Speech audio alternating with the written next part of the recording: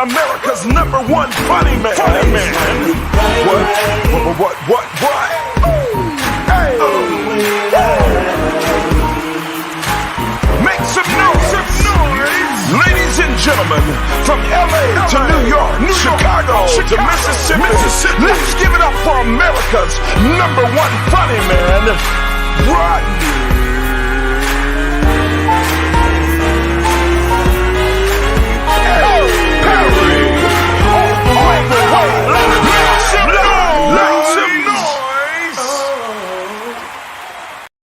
What up?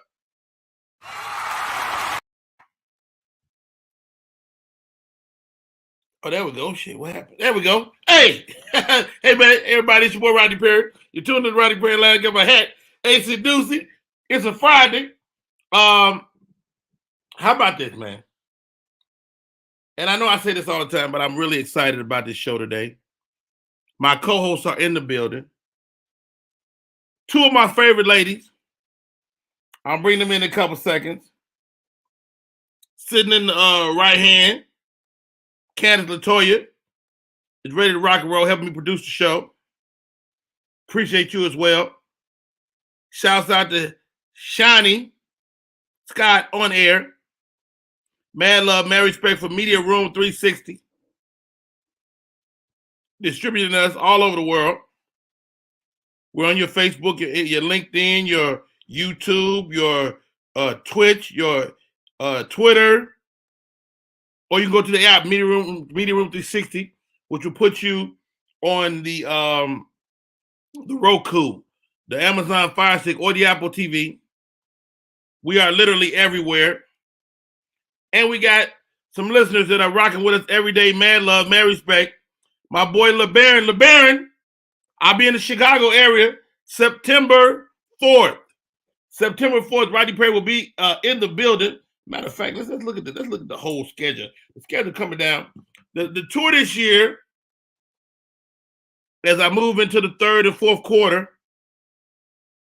the name of the tour is I'm Rich. The I'm Rich tour. Rodney White, welcome. Ann Martin, welcome. And you said to yourself, Rodney Perry, why I'm rich? Well, I have a friend by the name of Michael Blackson. So Michael Blackson, some years back, began saying, I'm rich, right? He began just saying that. And on the fact that I know Michael, I knew he was not rich. But the idea of speaking things that were not as though they were is very powerful. And Mike began to say that. And I will tell you now, he no longer says it. But guess what? Michael Blackson is actually rich. Now, don't get me wrong. I'm good. But we could all be better. So the I'm Rich tour kicks off Virginia Funny Bone, July 22nd and 23rd. DC Comedy Loft, August 4th through 6th. Good Nights, Raleigh-Durham, August 19th through 21. Chicago, September 4th. This show, let me tell you who on this show. This show is gonna be so crazy, man. Chi-Town in the building. Let me share this with y'all. September 4th, Tinley Park Convention Center. Michael Collier, Rodney Perry, Leon Rogers, Damon Williams, and my man George Wilborn. OMG. Crazy show. Atlanta Comedy Theater, Atlanta, Georgia, September 16th to 17th. That is my birthday weekend. If you're in Atlanta, that's where you want to be. We'll have a party somewhere. Shreveport, Louisiana, we just signed up. This will be September as well, 23rd and 24th. Shreveport, Louisiana, I'm coming to see y'all, 23rd and 24th. So thank you, all of you for continuing to rock with your boy. It is the I'm Rich tour, and we'll be going around the country slaying these jokes. And how about this? I'm rich! All right, with that, my co-host for today, they've been known to gossip. Matter of fact, if you tell them not to say something, they're gonna say it anyway. I'm gonna just say it. I've been on this show twice. I invited them on this show because hey, they dope. Ladies and gentlemen, without any further ado, welcome to the show, the Gossiping Heifers. What's up, Heifers? What's going on, Rodney? Good morning. Now, y'all have redefined the word heifer because when I was growing up, heifer, my mom would call people heifer. It wasn't no good word. Yeah, but we use it as a term of endearment. I put you that way. So it's better than what you could be called. It's an old school term. Anybody from old school, especially the South, they know what that term means. And we call each other that out of admiration. Come on now. Parents called us that when we got in trouble. Now you guys are real sisters, am I right? Correct. Who's the oldest? I am. Michelle. So are y'all twins? 4 years apart. 4 years. So are there any other siblings? No. This is enough. That's enough. Wait a minute. Okay. So wait, 4 years, you're the only child, and then your best friend comes along. Yeah, she all right. But yeah, you right. Right, you correct. Her best friend comes along. No, she is my ride or die. There is nobody I would want to do this with. Being sisters makes it actually a good chemistry because we already know each other inside and out. So if we say something crazy to each other, people think we arguing, but we're really not. That's just how we talk to each other. Right. I love you guys' vibe, man. And you two are my goals for my daughters. Like okay. I want my daughters to work together and deal with each other. And we had a family thing a couple of weeks ago, right? And they was arguing and not speaking to each other, walking around the house. And I stood them in my bedroom and I told them, I said, look, me and your mama not always gonna be here. And you don't have nobody but each other. Mm-hmm. And so I'm not gonna tolerate y'all not being cool with each other. This is unacceptable. So y'all hug it out right now, figure it out. But it ain't just a hug. You gonna hug today. Yeah. But you sound just like our dad. No, that's the speech our dad gave us. He's like, we ain't gonna be here. All you got is each other. Yeah. So if we fall out with each other, I'm just saying, oh my God, he don't like it at all. And hey, correct. That's why I came up with the heifer. I love it. I love it. Y'all been doing this for quite a while, sis. Gospel Heifers ain't new. No, y'all been on these streets. Talk to me. How long y'all been out here doing this show? We launched in 2007 when we first moved out to Houston. It was something that I always wanted to do. And I did not originally partner with my sister because she had no interest in doing the podcast whatsoever. She's like, look, I'm a hairstylist. This is what I do. You have fun over there. Mm-hmm. I had a male co-host at the time. Mm-hmm. The chemistry was not there. So I begged her. I was like, people enjoy our private conversations when we're just talking to family and friends. And, they're like, y'all should do something. I said, perfect chemistry. So she finally broke down and gave us breakdown. Let me help this heifer out. But she gave us our show name. Oh, wow. Ain't that something? Yeah, so she came up with the name because the name was not popping. I said, Rocky, I got to get you, give me something because she's good with slogans. And she was just turned around, looked at me, Gospel Heifers, and went right back to what she was doing. I love it. I love it. I love it. The show, Rodney Perry Live. My name is Rodney Perry, my co-host for the day. And we always have two comedic co-hosts. Are y'all stand-ups? They've been trying to get me to do stand-up. I'm not doing it. That's too much. What you do takes a lot of work. I'm going to stay in my lane and talk trash on this podcast. I believe you can do it, though, sis. Everybody keeps saying that, but I'm good. People have been trying to get her to do stand-up for the longest time. Now, we've hosted comedy. Do this for me. I teach an improv workshop. This is what I'm going to do for you. If you would take it, I'm gonna gift you the class. It's a 5-week course. We meet on Wednesday nights from 8 to 9. It sometimes go 8 to 10. And if it will, I promise you it'll help you with everything. Okay, that's love there. Learning from the master. That's my gift to you, and we'll talk about it offline, and we'll connect it. Okay. Never Mind Next Level. Well, it's up there. There you go. Never Deny Next Level workshop. That's the stand-up comedy. That's not stand-up comedy. It's improv, but a lot of things with improv and stand-up are similar. And what I like to tell people, I'm not teaching improv. I'm teaching you how to trust your choices. So if you trust your choices, you're kind of better at everything. Ladies, crazy stuff going on out here in these streets. And I know we're gonna bring Candy in a few minutes to talk about some of them, but Kodak Black. Oh God. First of all, he might be the most peculiar looking man in the world. He looked like a turd to me, but you're right.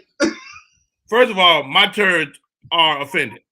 Is it that bad? My turds say we don't look like that. No. But Kodak Black said he want Trump back. He would say that because Trump got his black butt out. That's all that is. But can you be mad at him for saying that Trump did get him out of a tough situation, and that dude could have been locked up for a long time? These are facts, and I can't blame him for saying that, even though I don't agree with it. But hey, if you bailed me out and you got me out of service some time, oh yeah, definitely I'm gonna sing your praises. I'm mad for you got a friend. Put him back on the streets. Hey, I understand Lil Wayne. But let's really look at it, guys. Brittany Griner's in jail. Yes. Would Trump have got Brittany Griner out already? I think he would have, because he's already chummy with Putin. Yeah. So I think the relationship that he built with Putin would have definitely came very handy for her. Yeah, he Putin's side chick. So yeah, it would have worked out. He would have got out. I'm doing the show, baby. Oh, hold on. Hey, you on the air? Who is this? Hello?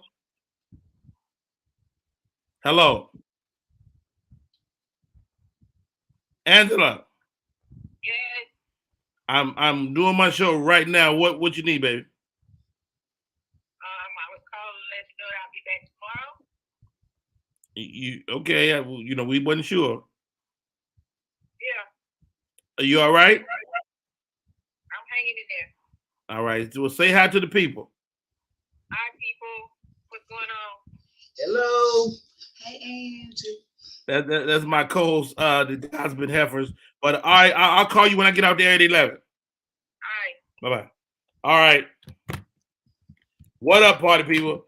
Hey, matter of fact, if you want to call in the show, I'm gonna give y'all the number.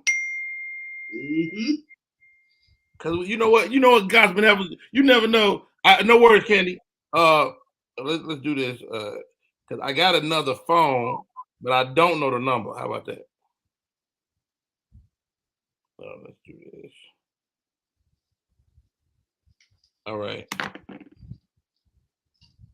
Let's go. Hold on, ladies. Don't judge me. That's all right. We'll see. Look at the info on your phone.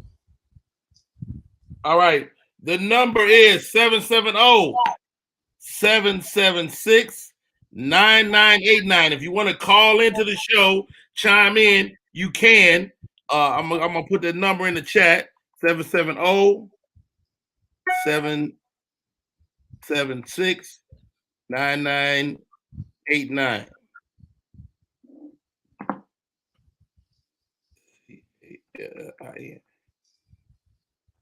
All right, there goes the number, guys. You got it in the chat. I'll keep it right here. But I ain't answering all y'all. But when I tell y'all, you definitely call in. I'm here with the Cosmic Heifers. They're rocking with us. And my wife is coming home tomorrow. My wife been out of town. She's been dealing with some personal stuff with her mom, and her mom is definitely feeling better now. So God bless her, and blessings to the family. Roy G, I see you in the building. Thank you for popping in. Kansas Latoya is ready to join us. All right, guys, let's do this. Stay right there, Heifers. We're gonna take a break. We come back. We're gonna have the entertainment report. See what's popping with my girl Candace Latoya. We're gonna take a break. We'll be right back. Type 2 diabetes can have a big impact on your life, but how can it be prevented? Well, the first step is knowing if you have prediabetes, a serious medical condition that puts you at high risk for type 2 diabetes. 1 in 3 American adults has prediabetes, but more than 80% don't know they have it. The good news is, prediabetes can be reversed, and for many people, healthy changes in their daily routine can make a big difference. Take the 1-minute risk test today at doihaveprediabetes.org. What up, y'all? It's Michael Sean, and I know you want to be a podcaster. You want a successful podcast. You want to give your views and opinions, but you just don't know how to do it correctly. That's why you got to hit up ShawneeScott.com. You want to be on radio, and you want to know how to build your radio career. ShawneeScott.com. She's done all of this. I've worked alongside her for years, and I will tell you the information that she can give you is on a value level that I can't even put a price on it. All you have to do is go to ShawneeScott.com. Your future, right now. That's it. Michael Sean. Yeah.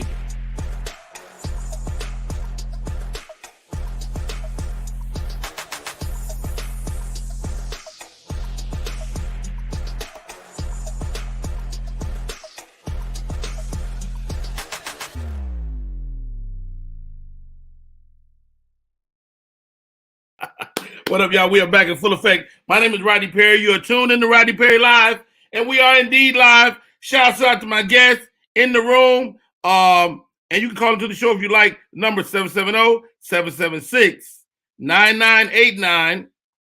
Roy G is in the building. LeBaron in the building.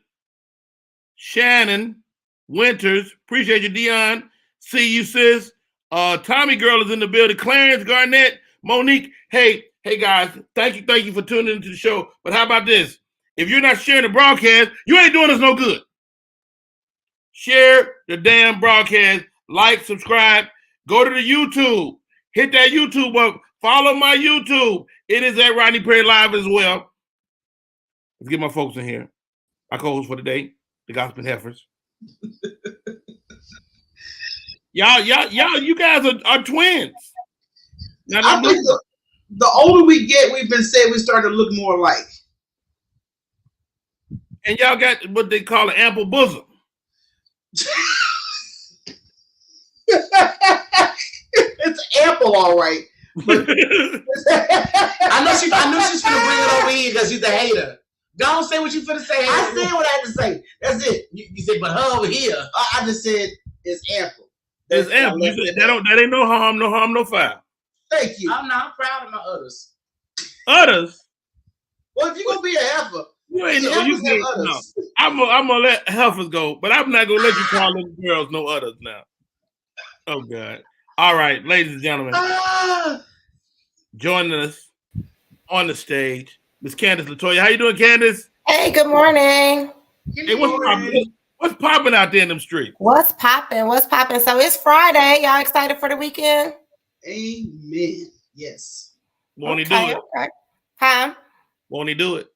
Won't he do it? So let's get into some of these birthdays. It's cancer season. Cancer season. So we got some celebrity birthdays. One of your besties' birthdays was on the 1st. Bone Hampton. My buddy Bone Hampton. Shouts out to the great Bone Hampton. Fabulous comedian. Just all around great guy. He's got some health challenges now, but he's fighting, man. So welcome back, Bone, as soon as you get back.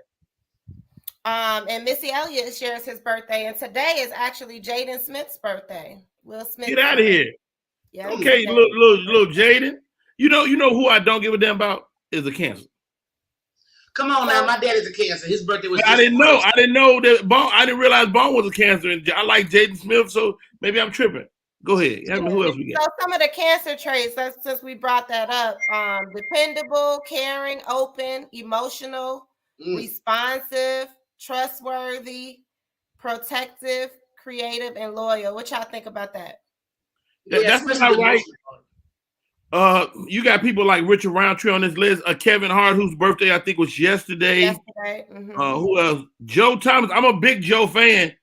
You know, I'm a big Joe fan. Who else is on there? Candy. You got Bill Withers, Post Malone, Tom Cruise, Sylvester Stallone, the late Della Reese, 50 Cent, Tia Tamera Mowry, and Kevin Hart all share the same birthday, July 6th. Get out of here. Wow. Yeah. That's a powerful birthday. Yeah, that's a lot of people on that day. That's a good day. Yeah, for sure. And then you got Solange Knowles, June 24th. She's a Cancer. I did a movie with her. Yeah.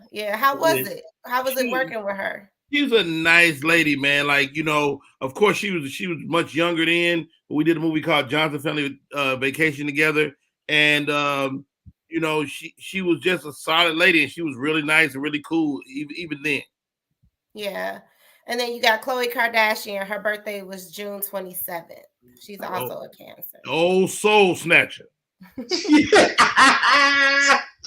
Let's get into this real estate. See what's popping with this real estate. So I'm going to give you just a brief overview of what's going on in the real estate world. A lot of people now let me ask you this, Candy, because real estate, we talking nationally? So this one is national. Okay. This is just a pretty good snapshot of what happened in May. They're still working on the June report. They kind of give it a couple of weeks into July to kind of make sure they have all the data from all the real estate companies and stuff. Okay. But in May, sales were 5.41 million. So we sold about 5.4 million homes in the month of May. Well, let me ask you this. So what does that mean? Is this a buyer's market or a seller's market? It's still a seller's market for sure. I have a couple more slides that'll kind of go over that, but I just wanted to show like what the median national sales price was $407,000, and that's up 14.8% every year over year. So that's a lot. And I know you hear a lot about like inventory being low and things like that. So right now it shows in the bottom that it's only 2.6 months of inventory on the market, which means if nobody else sold their house, put their house up for sale in 2.6 months, there would be no homes on the market. Okay. So that means it's not a lot of surplus. There's no surplus at all. Yeah. So is that why I'm getting calls, Candy? I get calls at least once a day. I don't know about y'all heifers. I get a call at least once a day from somebody making a cash offer for my house. Absolutely. That's absolutely why. Yes. So that's what that is. Yeah. Mm-hmm. The inventory is low. So we need people to, that want to sell their house so that we have a lot of buyers out here, the people that want to buy homes. And if there are no homes out there, I'm going to tell you like this. I'm not leaving my house because I'll make money if I leave my house right now, but I can't afford to move back in my neighborhood. So that's what I'm about to talk about next. So this is local Georgia reports. And I'm going to go really briefly over this. So from month to month, from April to May, if we look at the report here, it shows that the only thing that dropped was the amount of homes that were sold between April and May. We sold 8,012 homes in April and 7,736 homes in May. So a lot of people are like, well, how does that happen? If we'll go into that. But right now, this chart shows the sales price. Look how much the sales price has gone up. 4.1% up from month to month. So your value is continuing to go in your house, Rodney. Every month, your house is being worth more and more and more. And then the listings are going up. Listings went up from April to May, which is good. That means more people are trying to sell their home. Mm-hmm. And then this next slide shows the similar thing just from 1 year to the next. Units sold has dropped 15.73% from May of 2021 to May of 2022. Let me ask you this, Candy. What does this mean to our property value? So I bought my house at say 348 10 years ago. My house I know has doubled, but is that number going to continue to go up? That brings me to this page right here. Perfect. Great question. So we talk about the value of your property. So let's look at the residential sales price from 2018 to the present. It shows you on this chart how the sales price typically was, going up a couple $1,000s. Your value goes up a little bit. And look what happened in 2020. Look how high it went. In 2018, the average median sales price was $200,000 for a home. Now it's $400,000. In 4 years, that has changed. And you could see that it changed between 2020 and 2022. And a lot of it has a lot to do with the amount of inventory that's on the market. It just hasn't been that much inventory on the market. Now, how much is this coming out of the pandemic? People, nothing was moving. And then as the pandemic has ended, everybody's back to work, back buying, back selling. Is that what we're seeing? That's exactly what we're seeing. So this shows the residential listings that people who were buying and selling. This little part right here that goes up right here, that was the pandemic. So this is March of 2020. Everything was pretty standard. We had a huge spike in listings because when the pandemic hit, people were like, oh shit, I need to get out of this house, my job, I can't go to work, things are shutting down. So a lot of people listed their house. But then a lot of people stopped because of the same reason. Right. Where am I going? There was a lot of great programs out there to make sure you kept your house too. Yes. They were doing things to kind of conserve the market and keep people in their homes too. But at the same time, that's what happened. So now all the listings dropped way down here because nobody wanted to sell their home. So what I want to say to all your viewers is, if you want to sell, now is a good time to sell, but it's also a good time to buy because the market is kind of stabilizing in terms of like your equity going up and up and up. But if you look at this sales price sheet, how often does your equity go down? You don't see too many dips where you lose value in your home. Right. You know what I mean? But hold on, Candy. And let me answer this for me now. Candy, you're a realtor, and we're both old enough to have seen the bottom fall all the way out of this market. So are we headed toward another market crash? No, that's completely different than what happened a decade ago. What happened a decade ago was almost the complete opposite. We had way too many homes on the market. And the reason they had the homes on the market is because people were in loans that they shouldn't have been in to begin with. Hey, let me tell you this before you go on. So I had a dude come to me. I'm in LA at the time. Hey man, I can get you in an $800,000 house for $9 a month. I'm like, nigga, that don't make sense. that math don't add up. It sure don't. No. Yeah. So what's your advice as a realtor, Candy, as we move forward into this market? Should people be buying or selling or both? So I always tell my clients this. If you have the money, the cash, the equity in your home or something like that, that you are comfortable moving, move. It's always a good thing. Real estate is hit or miss, right? But if you need to sell for whatever your reason is, then you need to sell. And if you need to sell, now is the time to make that decision. A lot of people have been kind of holding off, like, I want to sell, I'm not sure. But looking at the data, you could get the most bang for your buck if you sell right now. Right. And I'm not sure. For the buyers, if you're looking for a home, you just need to make sure you find a good realtor who's good with negotiation, who knows the market, who can make sure that you buy a home that still has some equity in it, or that when you buy your home, you're not buying a home that's worth more. I mean, that's worth less than you pay for it. Yeah. So make sure you have a trustworthy realtor that you trust to put you in a better situation than you're in at the time. And if you're renting, it's always a good time to buy, because renters, you're just basically paying the mortgage for somebody else. No benefit to you at all. Now let me ask you this. Me and the gospel efforts, we poor. Okay. Don't speak that. No, we're rich. You're right. We are rich, but as we navigate this market, they're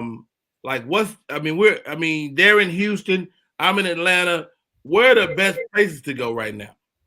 I think it's up to you. Like, it depends on what you want to do. Like, if you're an investor, for example, and you want to invest, you want to go into like a big city that has like multi-unit homes. So you could buy a home that you could rent out, or you could sell each unit or something like that would be better for you.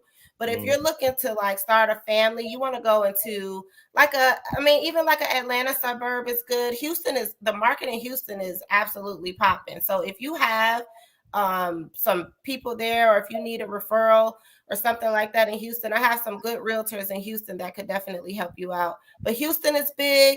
Really the Southeast is really, really popping right now. Like the West Coast has slowed down a lot. Like people Yeah, really they moving out here. They moving to live. Dallas. Mm-hmm. Yeah, And that's very true. The Midwest is really good too. Ohio, those places like that, you can find some really nice properties. Hey, y'all, we talking to Candace Latoya. Name of the show is Rodney Perry Live. Candace, how do people get in touch with you if they want to buy a house?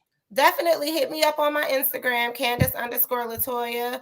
The name of my company is CLM Realty Group. I am an associate broker with Keller Williams Realty. But if you Google my name or just hit me up on Instagram at Candace_Latoya, and I'd be happy to help you. Wow, there you go. Hey, y'all, it's Rodney Perry, tuning to Rodney Perry Live. We're going to take a little break. We're going to come back. Hopefully, our guests will be in the pocket. My name is Rodney Perry. We'll be right back. Want your book or music to be published? Skip the confusion and rejections from others. Let BePublished.org publish and promote your work for less. BePublished.org handles it all, from cover design to worldwide distribution, with high quality and fast turnaround. You even keep rights and royalties. Everything was perfect. You made my dream come true. My book and CD look so good. Call 972-880-8316 now. BePublished.org. 972-880-8316. Hey, we are back. My name is Rodney Perry. You're tuning in to Rodney Perry Live. Candy, did you get that thing I sent you this morning? I sent you a couple of links. Did you get those? The thing I sent you this morning? Let me check. All right, yeah, I'll pull you out. Yeah, check that. See if you see those. The one Teacher Campbell thing, and I didn't send you that other thing. God dang it. Let me send it to you right now. Ladies, to the Gospel Heifers. What's up? Do you guys have children? I have one son. He is currently 19. Grown ass man. Good for you. Well done. I'm not quite out the woods yet, but would you consider not carrying him and maybe incubating him in a bubble? That ain't gonna work. He'll bust out that motherfucker. He as much energy as this boy have. That bubble ain't got a chance. Trust me. So Candy, you see that article I just sent you? Shake your head yes and down. Up and down if you hear me. Yeah. Pull it up on the screen as you can, if you can. That was very educational. Absolutely. So I don't know what y'all have been seeing lately. I was on my friend's page this morning. I saw this. It started off with the conversation of stem cells. It went from stem cells to, it started off with cloning conversation, and cloning, we didn't like the way that sounded. So then we started talking about stem cells, which is the same thing. Yeah. Right. Which now they're already doing it with our food. They may be creating human beings. This is disturbing to me. I don't know how you guys feel about it, but as soon as Candy can pull it up, we're gonna run the video, man. It's one of those things, guys, that, like, for me, what about the connection to the mother? What about do we want to live in a world, like, I don't like having watermelons with no seeds in them. Yeah, they doing that so you gonna grow them. You can't, like, so if you can't keep the seeds in the watermelon, what you gonna do when you ain't got no seeds in your kid's head?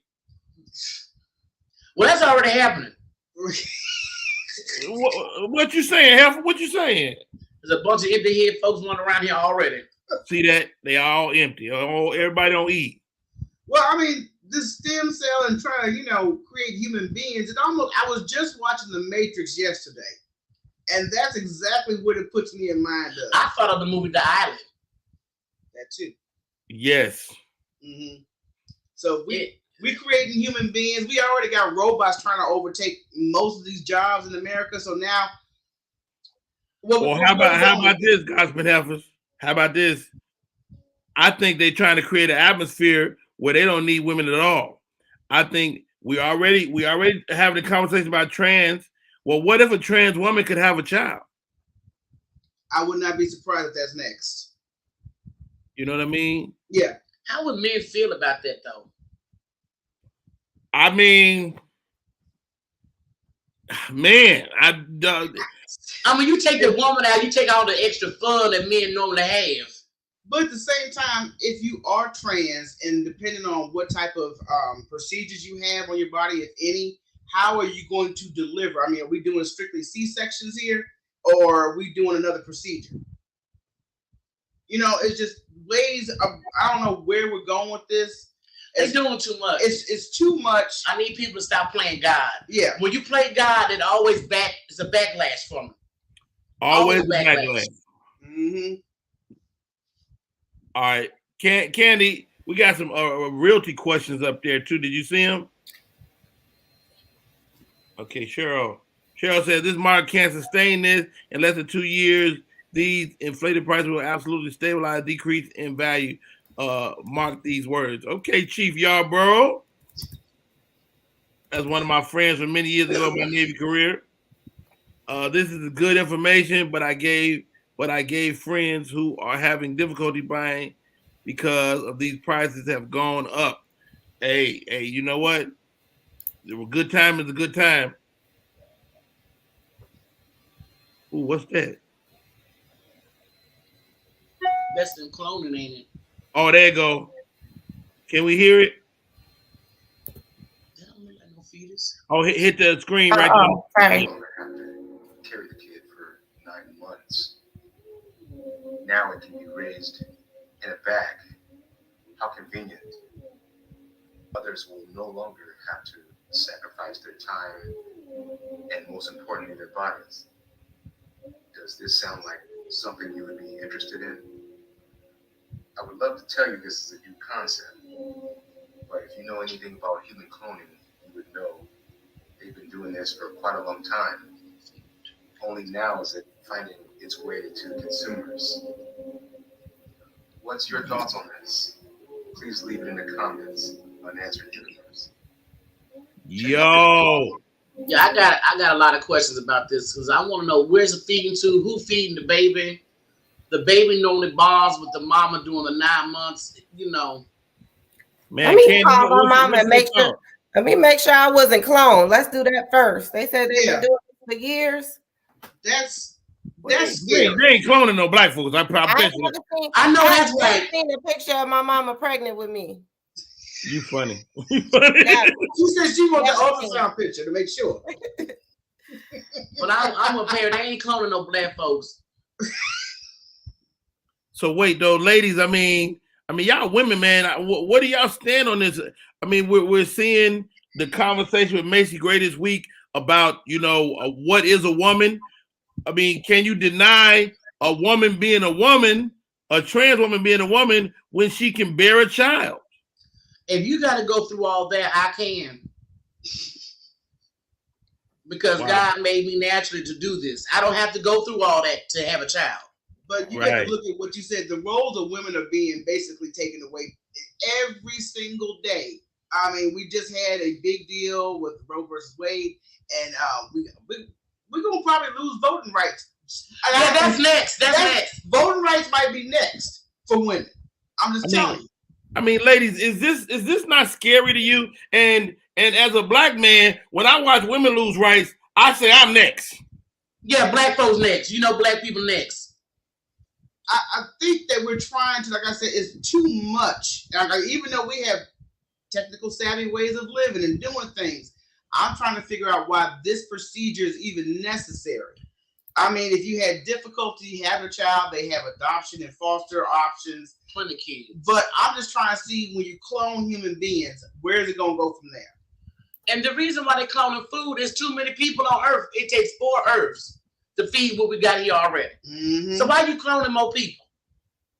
Wow. I think it's a scary thing because, like, you say, like, certain things you don't know, like, will have an effect on a kid or on whatever. You know what I mean?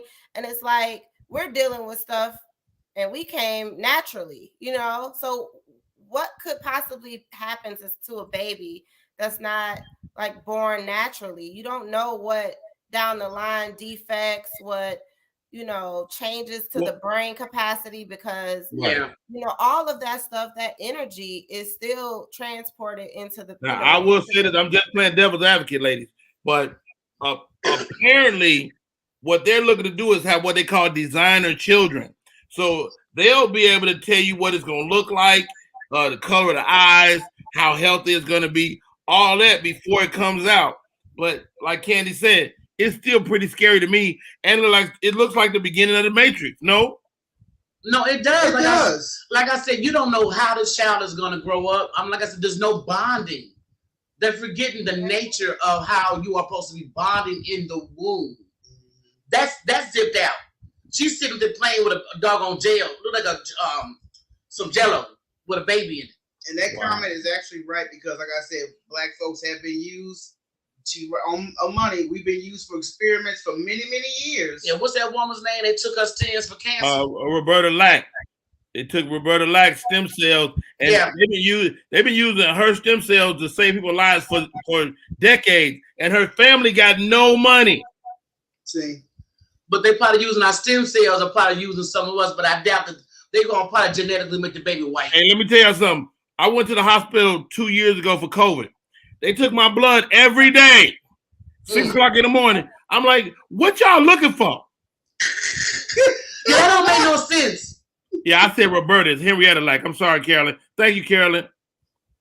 Yeah. Okay, that's Henrietta Lack. No, that's scary. Her family got nothing. Yeah, but like I said, we doing too much. Like I said, when y'all showed that clip of that baby, like I said, I just watched The Matrix the other day.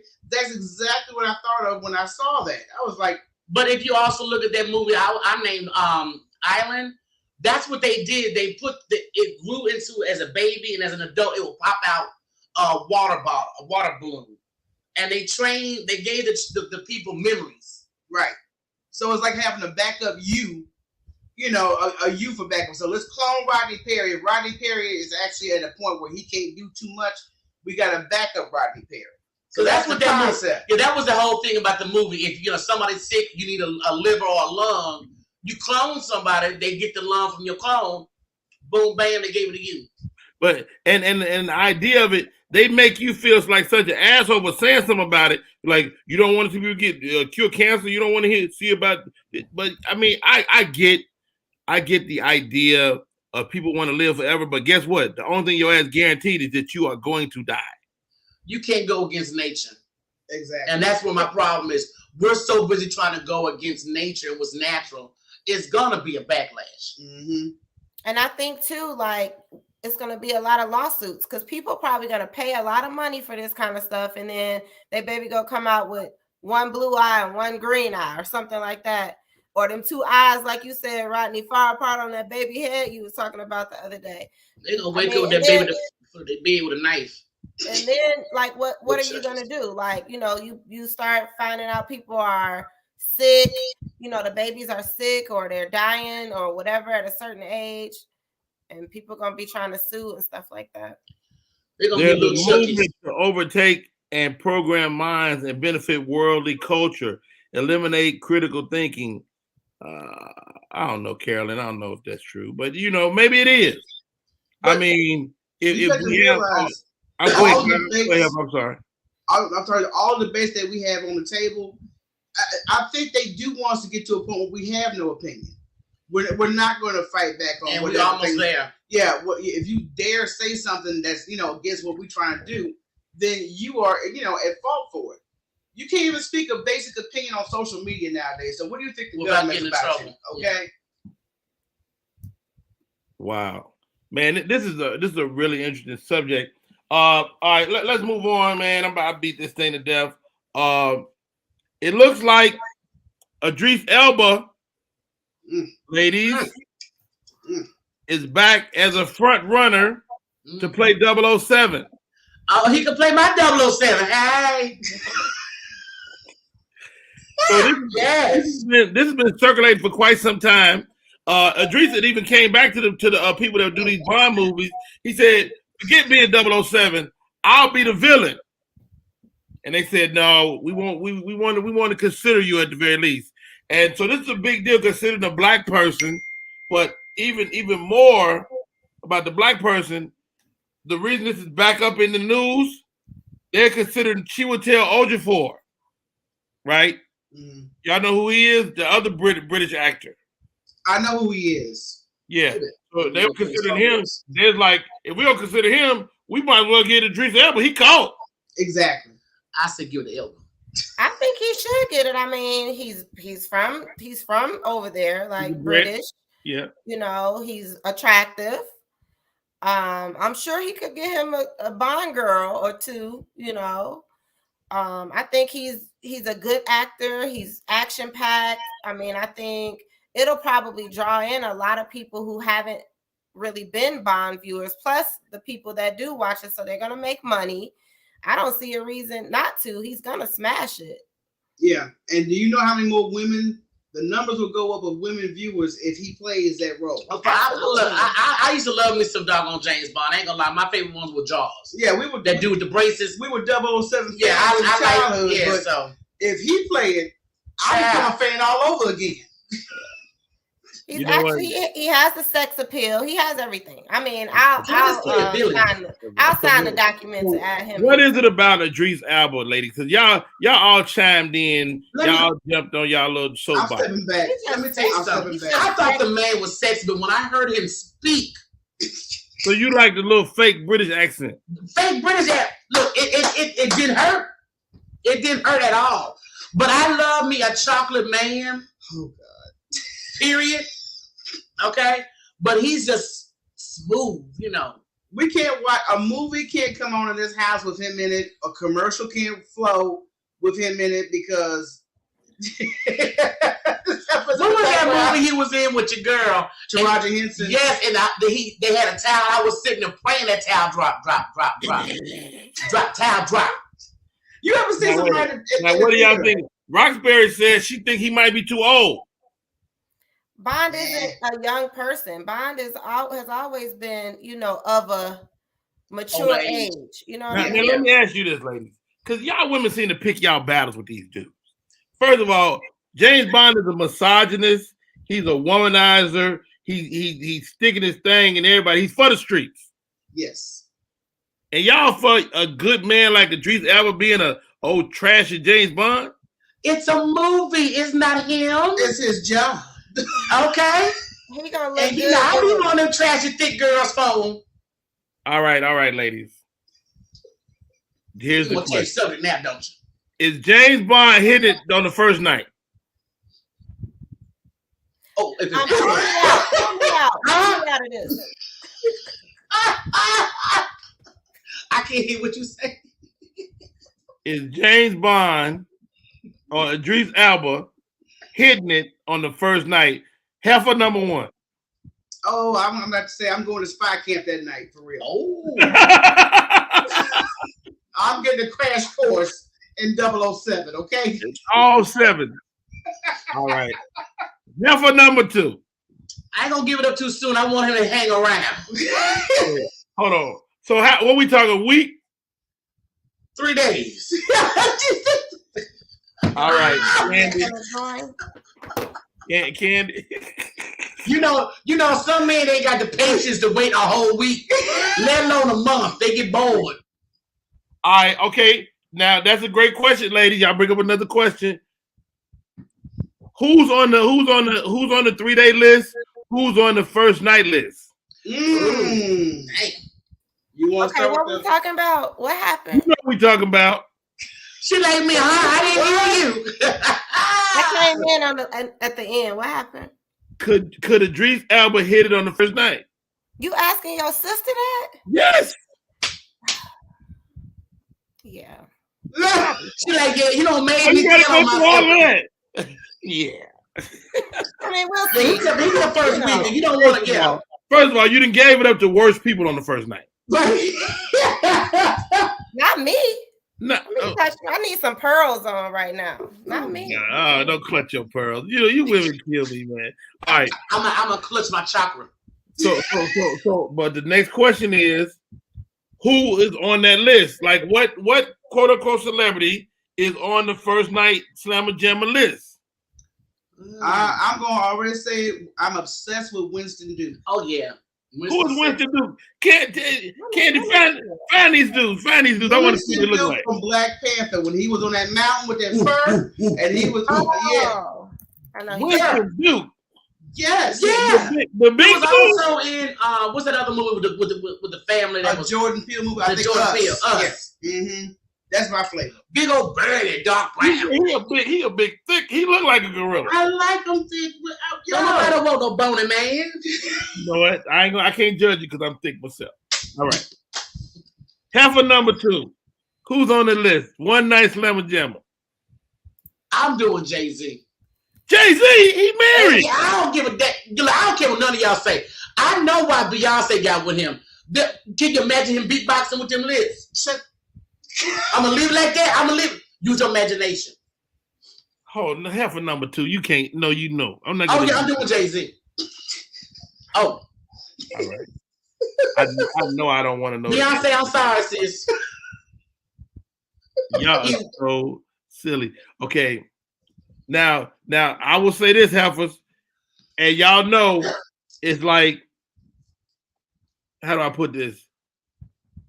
It's people that if you was a regular person that you would say, and you'd be like, I ain't gonna ever meet them, so it's no big deal.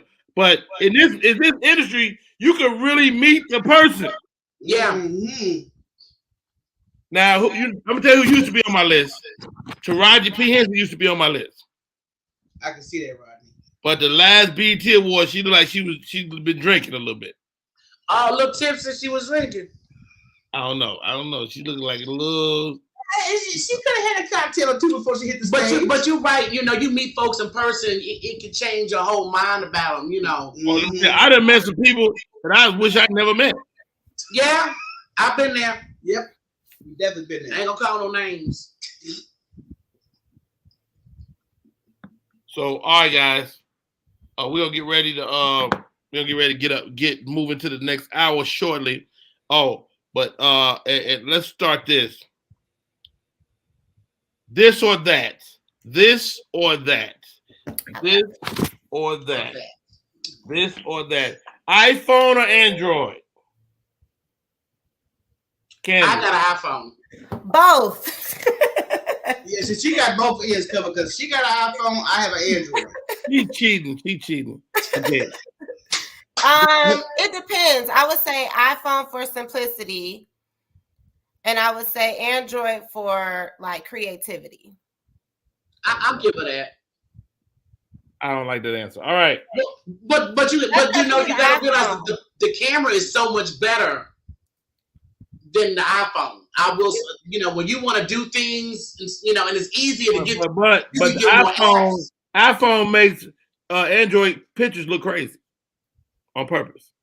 He won't even call me. He won't even call me on my Android. He'll hang up on me. He'll say, "What phone I call?" He's stuck up. I'll call you back. Right. So you anti? All right. Moving on, ladies. This or that. This or that. Marriage or dates? Marriage. I mean, marriage. You like marriage for sure. Yeah, I'll go with marriage. The dating pool sucks. Yes. Oh, Lord Jesus, I'm gonna marry myself in a minute. Exactly. Wait a minute, lady. All right. This or that. This or that. Tall, dark, and handsome, or short, thick, and rich? Tall, dark, and handsome. Thick, you mean like whatever you want? Whatever you want to be thick, you make the call. Oh, that's tough. It was easy for me. We wait for Candy. Gossiping Heifer number 1. Let me see. I'm gonna have to go with the short brother. And really? I'm gonna have to go with the short brother because you know what? Everybody's looking for the tall, dark chocolate man, which is, you know, so there's gonna be more temptation. I got to worry about these coochies coming and trying to holler at my man. Oh, so you no. Listen, let me finish it. But this dude, like I said, I will appreciate him. And besides us being financially cool, I ain't got to worry about too much coming at him. Look, let me tell Michelle this because I dated a shorter man and a tall man. They all the same when it comes to that. Okay, the height don't make no difference. Okay. They all garden tools if they're garden tools. Yeah. If it's in him, it's in him. If he a guard to, he a guard to, no matter what height is. Thank you. That's all I'm saying. I'm gonna go with tall, dark, and handsome. All right. You got your own money. Go ahead then. I feel like we could. I was just about to say. I feel like we could make the money together, but I need to make sure I can look at you every day. Thank you. Like just have a job. All right. So I'm a firm believer that women can find beauty in any guy. That's true. Speak to me about the ugliest man you've ever been with. I ain't giving no ugly. You know, Well, not 2 words, not too ugly, but just regular ugly. So I like this guy. I was dating this guy a long time ago. And I'm into athletes. I love me a athletic built type guy. So if he cut up, that would make you ignore his facial look. You don't have to be cut up, but this guy played basketball, and so I used to like to watch him, on the court. He was really good and just really athletic. He wasn't like, cut up like a personal trainer, type thing, but right. You could tell hoop. But his head, like he had a long face. Ooh. Okay. And the whole family has the long face. Oh, so your kids gonna get that if you stay with them. So eventually I was like, ugh, like, you like turn around. You know what I'm saying? Like look that way, baby, so I can like you more. Yeah, so that's why I say that he was a nice guy. She would have had her clone. Like chin was long, like forehead was long. So he wasn't ugly, he was just peculiar. I mean, but that kind of, like we talked about this before about how they, how people define beauty is like the symmetry of your face. His whole symmetry was off. It was just, it wasn't good. Yeah, round and heart shape is the prettiest face. Heifer number 1. He was very clingy. Oh, I know who you're talking about too. I mean, so wait. He was not an ugly man. He was too clingy. He wasn't the best. He wasn't the most attractive. And he was short. He was not the most attractive, but I was willing to look over that, but he was very, very clingy. And I mean, you can't be not cute and clingy. There you go. Give me some balance, okay? Because if you're gonna be in my face like that, at least let me enjoy looking at you like that. You're gonna be in my face all day. And so what did he say? What did he say to you? What did he say to even get you to pay attention a little bit? I mean, he had a good personality, good sense of humor. Sense of humor is a big thing for me. But as we got to know each other a little bit more, it was more like a farce. And I was like, okay, you just here to be. You'll say anything to be in my presence, pretty much. And it started to fade off. And I'm like, I gotta look at you all the time. She was bored. I say she was bored when she brought this thing home. Wow. And you have to admit, Rodney, you have to have some part of like physical attraction to the person that you are going to be with. I mean, oh, absolutely. I completely agree. Not being superficial or anything, but you have to feel comfortable looking at somebody for a long period of time. Oh, that is a fact. Heifer number 2. I remember my high school boyfriend. He had the huge nose. He reminded me of them things that used to beat their nose all the time. Them honkers from Sesame Street. Yeah. Nose was big. Really? Yes. That is so funny to me. Hey guys, let's take a break. We come back. We've been at the top of the second hour, man. My co-host for today, Gospel Heavens, is in the building. Their podcast is a second to none. Candace Latoya, you all right? Here we go. Let's rock and roll. My name is Rodney Perry. You're tuned into Rodney Perry Live.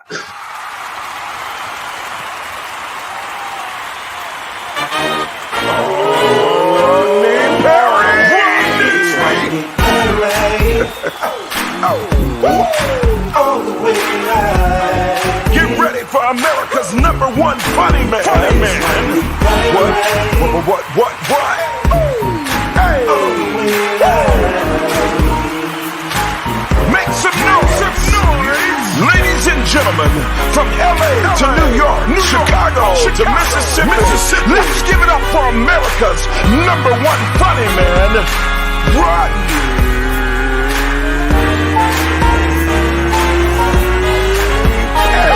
Perry. All the way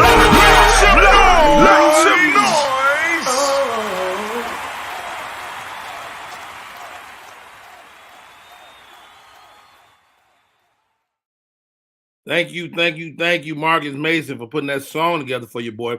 My name is Rodney Perry. You're tuned in to Rodney Perry Live. Thank you guys for tuning in and commenting throughout the show. Crazy work, mom. I've got an ugly one. Okay, crazy work, mom. Call a number. I put the number in the chat earlier. Let me find it. 770-776-9989. Tell us about your ugly man story. That would be great. My guest for today, we have our co-host every day, and my co-host for today, super dope ladies, man. They call themselves the Gospel Heifers. They've been in these podcast streets for quite a long time. Talk to me about the show, guys, and what do y'all want to achieve with it? We like having, with that too, but we like having fun, and that's the main goal we try to have when we have a show. Is let's have fun, let's have some topics, let's get some jokes off of all the topics, because if we look at news every day and we don't look at a little bit of humor in some news stories, every news story ain't appropriate for humor, but we try to find those stories that we can kind of bounce off of and have a joke, so we can have a laugh. We need more laughter, period, in our time. And then too, a lot of folks don't pay attention to the news and what's going on in the world. This is another way of bringing a little info with a little humor, because people need to know what's going on in the world. Yes, ma'am. And you know what? What matters to you may not matter to the next person. And so when you bring that thing to light, it makes a difference. Like, everybody might not have looked at this little Conan story, but that's interesting to me. It is. It's interesting and scary. Yeah. And like I said, pop culture has its battles. We like to focus somewhat on pop culture, but at the same time, there might be a story, like you said, nobody heard about. There's a very interesting topic, and that we can go in on. Wow. We are here with the Gospel Heifers. We started off with this or that when the hour closed. Let's get back into that. Netflix or Hulu? Hulu. Really? Yeah, we dropped Netflix. Stop playing. I'm gonna say Netflix. The only reason I'm saying Netflix is because Dave Chappelle got all his comedies on there. Yeah, this is true. But Dave Chappelle definitely. Like, so when Monique said stop watching Netflix, I canceled my subscription. But Chris Rock had a special up that I wanted to see, so I got it back. And so, you support one of your peers, and you support the other as well. So exactly. But I have Hulu, but I don't watch it half as much as I should. Hulu's got some decent programs on there, but like I said, with us being shows too, comedy fanatics, and I could watch certain comedians over and over and over again. Oh yeah, because that's fixing stuff we watched a lot. We've watched every last Chappelle special. What did you think of Ali Sadiq's Domino Effect? That was awesome. I watched that. I made sure when I did hair in the salon, my customers need to see it. I love Ali Sadiq. He's a Libra brother. Yes, Ali is one of the master storytellers in this industry, and he's one of the people that can take hard time stories and make you laugh at it. But I also like his old school thinking too. I do love his old school thinking. He is a gift, man. He's one of my friends. I love that guy. Next question: a night out or a night in? I know where you're going. Well, I mean, you could do a night in and fix up the paddock in the backyard, your little tent and some little lights and some champagne. It don't matter. You would do that? Yeah. A night in is a better option for both of us, because, like I said, we only go out so often. But then again, with the way people are acting in public, it's a safer bet to have something at home, and it's not as expensive. And it's peaceful, but I think a lot of men don't realize if you put that effort in. If my dude was attempting to come over and he got a big little tent outside with the lights and pillows and stuff thrown out, and you got it all romantic shit, I'm like, oh hey, it's about the effort, because a lot of people say, oh, you want a night in. You can make that night in whatever you want to. Yeah. Hey, let me tell you something. When I was in my days when I was single, so I used to bring women to I was in the Navy, so I had a little barracks room, but it wasn't nothing to throw a picnic in that room. I had my little side of the room. My boy come around, he's like, "What you doing?" I had a blanket, music playing. He's like, "You got a damn picnic?" I was like, "Yes, I do."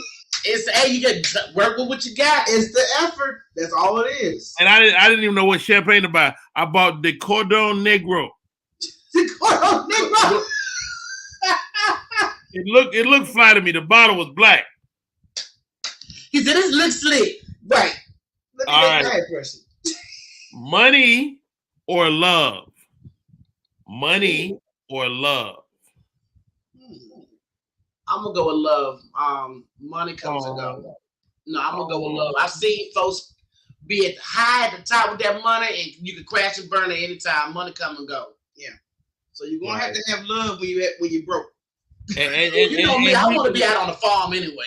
And we change over lifetime. So like you say, money come and go. Crazy work mom said love.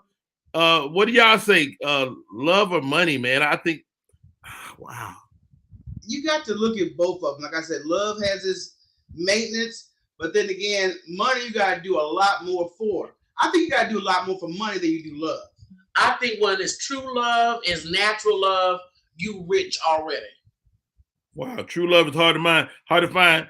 Lamardia said both. He said he want money and love. Now I want look. Hey, we can have that. I want both too. I want to pick both too, bro. But I'm just like, he gave me one. I can only pick one. But I mean, truly, me and Michelle are both hopeless romantics. So, and I'm one of the people. I'd rather live off the land, far away from people. So I'm good with just love. Wow. Must have breakfast. What do you must have on your breakfast plate? Coffee. She said your plate food out your cup. Coffee. I think that's fair. I don't do breakfast like that. Do it matter where the coffee is from? Yeah, it need to be from home, and my daddy need to make it. You know what? You know what I love about y'all? Y'all love y'all daddy, man. Oh, my daddy girls. My daddy makes the best coffee. Damn Starbucks. Okay, my daddy makes the bomb coffee. Get out of here. No, that's a specialty of the house, man. That's something that we have to have in the AM, and he got like a special. Candy said she gotta have bacon on her plate. Hey, I like to have. If I have bacon, is an addictive thing now. So heifer number one. What do you want? You must have on your breakfast plate. Hey, I'm with Candace. I like the bacon. You can't go wrong with that bacon. No. Matter of fact, I like bacon so much I lay it on my lady sometimes. You know what? David, come here. Grease it down in some bacon grease. You wonder why the dogs follow that child. A crazy work mom says she want coffee and a New York style egg sandwich. Oh, go ahead. That's like that over medium egg. She's so Pacific with her black self. My wife says Pacific because she can't say specific. Let your wife make it. What is the weirdest thing you've eaten? You know what? I used to love chitlins. hey, you know what? Chitlins is definitely on that list. That would have to be two because that's one of the most. I had to stop eating chitlins when my nephew got that game that Michael Jackson had dance, and I was out of breath. And my blood pressure went up. I said, I got to leave these chitlins alone. These chitlins is the one I had this headache. That was the last time I fooled with chitlins. Yeah. So let me tell you what happened to me. My kids have never eaten pork. Right? We just didn't cook. Larry, look at this food right here. What's the weirdest thing you've eaten? That ain't weird. That's good for you. That should be on the food. That should be in the food pyramid. Okay, so. Yeah, that ain't nothing weird, boo, honey. Wait, okay. That's called a woman's nectar. The nectar of a woman. That's a Tyler Perry movie. Let me see. Oh man, what was I about to tell y'all? God dang it! You said you were starting up, but your kids never ate pork. They never ate pork. Thank you. That's why y'all the co-hosts. Y'all got me. So wait. They never ate no pork. So I decided to barbecue some pork chops. Oh, Lord. My kids was like, Daddy, this is incredible. What is this? They said, oh, my God, this is better than steak. This is like something between chicken and steak. They ate them pork chops like it was going out of style. 45 minutes later. They were sick. Daddy. Yep. My hair hurt. Oh, babies. Why my hair hurt, Daddy? I'm sorry, baby. I should have gave y'all no pork. Y'all ain't ready for this stuff. No. But we don't eat pork like that in this house. The only pork you're gonna get is bacon. I don't eat pork like that. Dude, but you remember when we was kids, it wasn't nothing to have a pork chop. Oh no, that was almost every other Sunday, if not every Sunday. And I didn't like pork chops then. Really? Nope, I've never cared for pork chops. But you ate chitlins. That I was tricked. My daddy gave it to me when I was in the high chair. He said I ain't his child if I don't eat these chitlins. And I ate them chitlins. And then and when you get older, you add the hot sauce to it, so it makes it better. Shoot, I got so I was the one that had to do the chitlin cleaning because I cleaned the chitlins so good. Get out of here! Let me tell you something. I ain't never been no chitlin fan. I don't eat chitlins and I don't eat liver. What's on your list of don'ts? Like don't put this on my plate ever. Ooh, I don't like salmon. It has to be prepared a certain way. Grilled, smoked. It's either got to be smoked or a salmon patty. I don't like the ones you put in the oven. It just has a dry taste to me. I don't like salmon patties. Yeah, so that's one. Don't put no Brussels sprouts. I do a pretty good salmon, and I get it from this store where it's like a Mediterranean seasoning they put on it. It's incredible. So you might like my salmon, but yeah, we could come out there and just take the salmon. I don't like my fish to be fishy. But that, you know what? If it smells fishy, you know it's not fresh. Exactly. And that goes for women too. Candy, hey, it ain't fresh. Candy says neck bones. Hold on, I got to bring it on the screen on this. You don't eat neck bones, or you do? Really? And I'm with you on the liver. Liver, I think it's certain foods like with the baby boomers. Once they all gone, they should just take off the shelf. Liver is one. Neck bones is one. I'm not a big liver fan. What 20-year-old, 30-year-old cook neck bones? I don't know nobody that make neck bones. I ain't never been I'll eat them, but I ain't never been a big fan. Yeah. I don't like nothing that's hard to eat. That ain't hard to eat. You just suck on it. You know what? You know what? But let me tell you, we have to make, because our daddy loved neck bones, and my grandmother, my mama's mom, made some serious neck bones. So there's certain things that I don't eat on a regular, I will make because my daddy likes it. He likes it. Got it. You want to make daddy happy. So make daddy happy. Are you gonna put that in the crock pot? What you gonna do with them neck bones? How you gonna prepare? I don't use no crock pot. I put it in the pot. So do you have to brown it first? Like how you cook a neck bone? Well, first thing you want to do, of course, all my meat, I clean it with vinegar water. You season it real good. What's your seasoning choice? Come on, help me. Break it down. I actually mix up a season with salt, paprika, turmeric, and garlic, onion. I mix it all together already. So all you gotta do is sprinkle it. Give a little sprinkle on that. That season go good on real good. Now, do you have to brown it first? Yeah, you brown it first. Then you want to pour in your water, your liquid, and let it simmer. That's gonna make you a gravy. It's some olive oil or what type of I use olive oil. Okay, so you got the neck bone seasoned up, olive oil, and a little water to make your roux. Yeah, because it's got to get tender. It's the same way that you would do what is that with oh my God, oxtails. Yeah, same way you would do oxtails, you do the same thing with neck bones. Or even like a beef stew, you do the same way. Go ahead. I have a question. Who's the better cook between the gossip and heifers? We both cook equally. A lot of folks do that. There's certain things that my dad likes, like her green fried tomatoes. Dad like my greens. Now, but I am the baker. Yeah, she doesn't. I let her have all the baking duties because she already has a macaroon business. Yeah, really? I sell macaroons. I just got through selling a $50 apple homemade pie. And your boy Jake is here, and I got him a sweet potato pie waiting on him right now that I made from scratch. You made it from scratch? Yeah, look, I use my mama's recipe when it comes to that crust. I don't buy crust. You don't buy no crust? No. Goodness gracious. Y'all some real cooks. Look, y'all some real cooks over there. Yeah, boy, I got chills. Wait, look, you can thank our mom for that because that was what she enjoyed doing. She enjoyed entertaining and cooking for her husband and her family. Because see, Daddy would have his friends came over not to see him. Right. They came from Mama's cooking. Oh wow. Matter of fact, I forgot that man's name at Mama's funeral. That's the first thing he started with was the cooking. Yeah. Everybody knew Mama about her cooking. Wow. Wow. And that's part of y'all legacy too, as y'all move on and remember those recipes and all that good stuff. That's beautiful. But we're actually getting ready to publish a cookbook with our mother's recipes in it. So we're working on that because she had a family reunion book, and it was put together like an actual book. It wasn't just no pamphlet. Yeah. It's like a thick book with all the recipes that we had as, family, special occasions. So that's something we are working on. Now, see, y'all better than me because I will take a shortcut. Yes. Like, I do not need all that. I did it by scratch. I don't need to say that. But I say it because I take pride in it. And I respect it. Yeah. I just don't need it.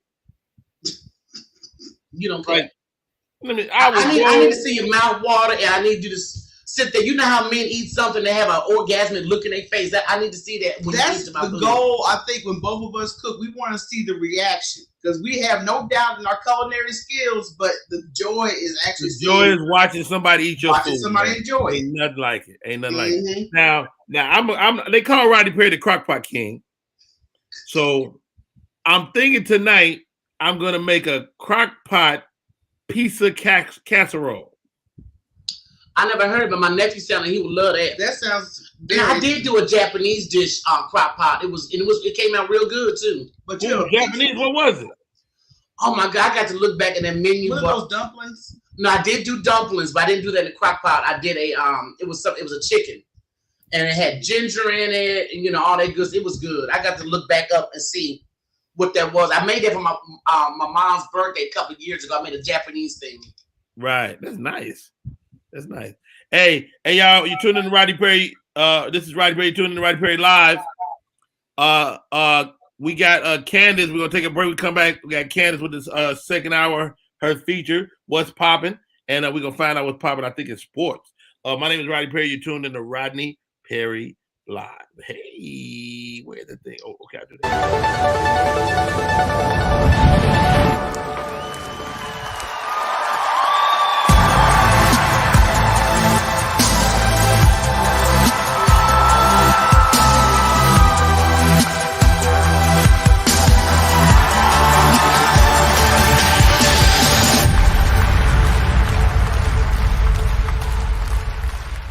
Type 2 diabetes can have a big impact on your life, but how can it be prevented? Well, the first step is knowing if you have prediabetes, a serious medical condition that puts you at high risk for type 2 diabetes. 1 in 3 American adults has prediabetes, but more than 80% don't know they have it. The good news is, prediabetes can be reversed, and for many people, healthy changes in their daily routine can make a big difference. Take the 1-minute risk test today at doihaveprediabetes.org.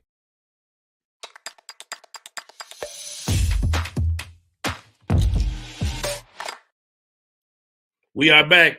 It's your boy Rodney Perry. You're tuning in to Rodney Perry Live. I'm so glad to have my guests on today. You learn something about people when you really talk to them. Master chefs, culinary experts, won't eat chitlins, but will give it up to Idris Elba. And that's what it's all about. My girls, the Gospel Heavens, are in the building. Hey, what don't people think what do people think they know about y'all but don't really know? Oh, they think that we want to hang out all the damn time and be around a bunch of people or party. Yeah. And we are definitely not that type. We may give that energy on our show, but we definitely just laid back, cool. We homebodies. We homebodies. Leave it alone. Because it's about being simple and keeping things drama free. Usually when you open your personal space up to, this big old internet, people have a tendency to get in your business.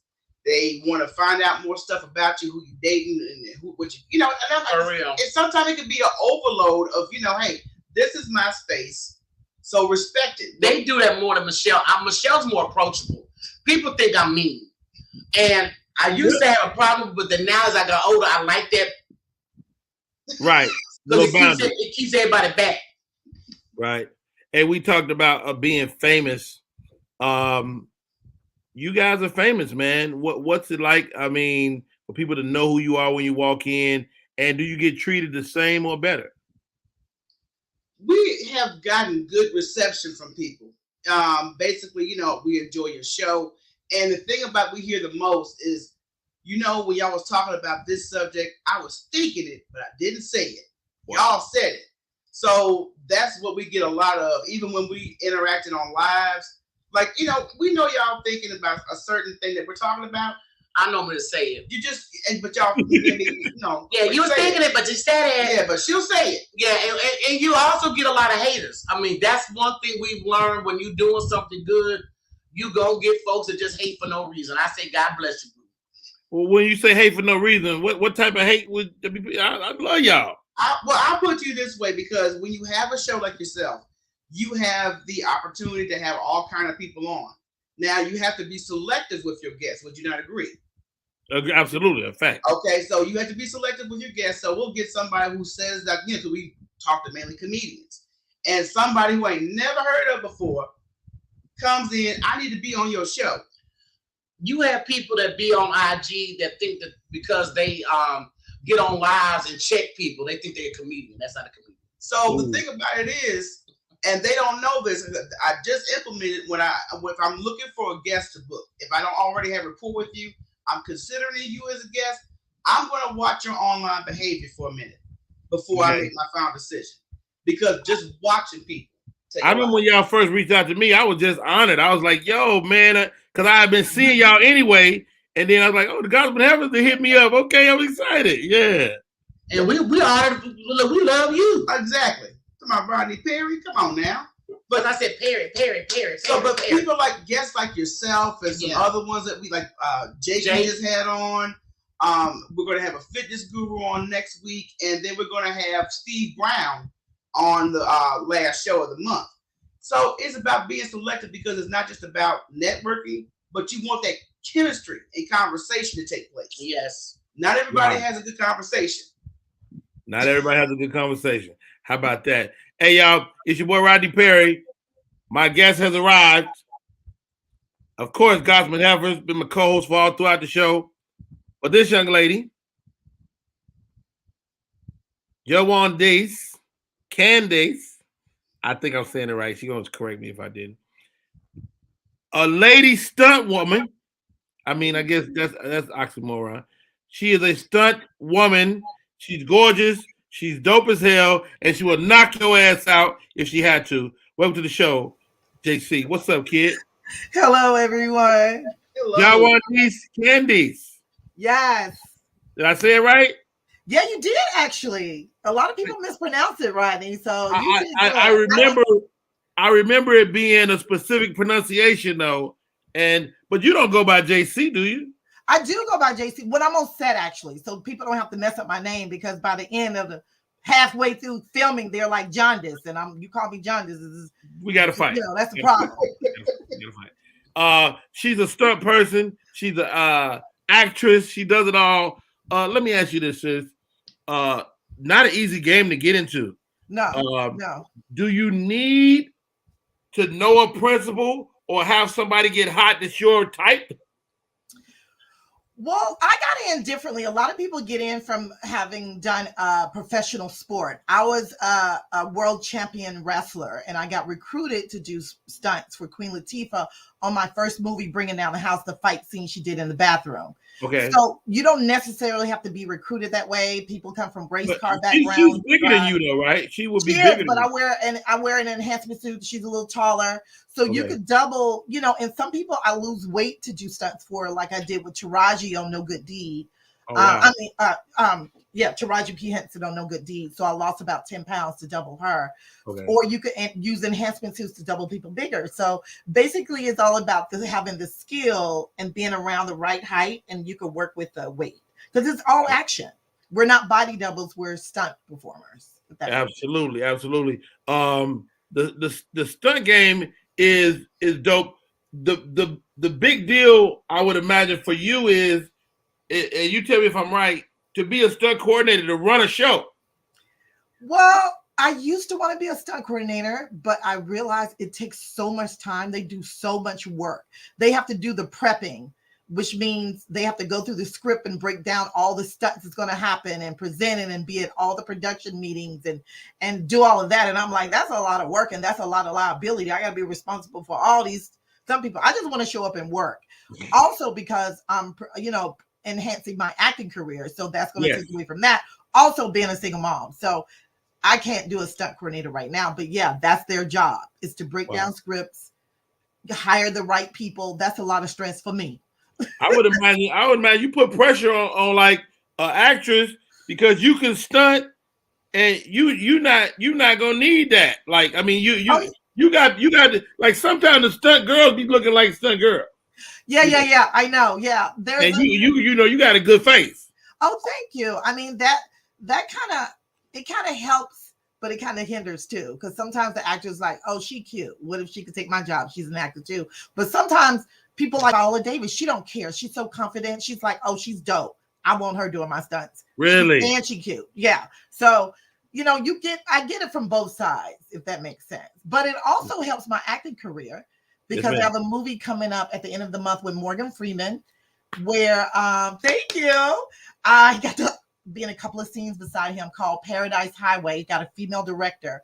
And she was very strong on this role of, man, we need her to do her own stunts.